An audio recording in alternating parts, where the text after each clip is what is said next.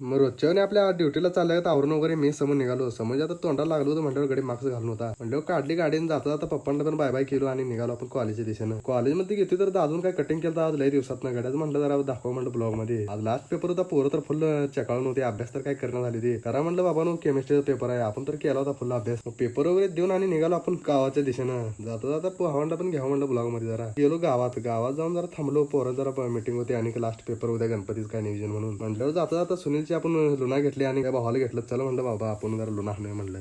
त्यांची त्यांना गाडी देऊन आणि त्यांना बाय बाय करून आपण निघालो आपल्या घराच्या दिशेनं. घरी येऊन बघतो तर इथं काय आपल्या खामाच्या मध्ये मुरुम टाकून घेतला होता पप्पा त्याने. मग काय विषय हालत म्हणला आपलं तर काम वाचलं म्हणलो. आणि तेवढं वाचलं म्हणून तर इथं बाजरी काढायला चालू होतं. नेऊन कणसं टाकायचं आपली बाजरी काढायला चालू आहे. तुमची चालू आहे नाही सांगा कमेंट मध्ये. म्हणलं सैनिक पण आपली लागली होती बाजरी खोडायला. आपण घेऊन टाकायचं आपलं काम होतं आणि आपण पण थोडा वेळा घेऊन बघावं म्हणलं कसं कापायला येते का नाही आपल्याला पण. शेतकरी रॉयल शेतकरी बघा बाजरी वगैरे निकाल खोडायचं सीझन चालू झाला. तेव्हा ते एवढे निम्म्या आम्ही खोडून घेतले होते. एवढं टाकायचं चालू होतं आपलं काम. आणि मागं पाऊस पण उठला होता. काय सुट्टी देते बंद करा म्हणलं. आता जरा दाद्याला म्हणलं झाकून घेऊया बाबा म्हणलं. आता काय पाऊस येतोय नाही तर भिजून निकाल घेऊन जाईल म्हणलं. पाऊस पण तेवढं चालतं आणि जरा आवरून वगैरे निघालो कारण भावाला बरं वाटेल चालतं म्हणलं. धोपण्याला गिरगावला घेऊन जायचं होतं. मग काय गडी गेलो घरी असं तोंड बारीक केला होता. आवरू गिरगाव रस्त्यानंतर एवढा पाऊस डेंजर फोडं चालू होता. काय सांगायचं आता भिजतोय म्हणलं तरी पण आता काय जायला तर लागतंय म्हणलं. पूर्ण असं पांढरं झालं तर डोंगर तर एवढं ते गेलो दवाखान्याशी थोडक्यात भिजलो. आता काय सांगायचं तुम्हाला बघा इथं पूर्ण गड्याला लावली सलाईन. गडी जरा झोपावं म्हणला निवांत जरा झोप म्हणलं त्याला पण. आता आपण तर भिजलो आता बसतो म्हणतो एका साईडला. थोडा वेळ थांबून डॉक्टरनं म्हणला गोळ्या आणजा म्हणला. मग गेलो जरा गावात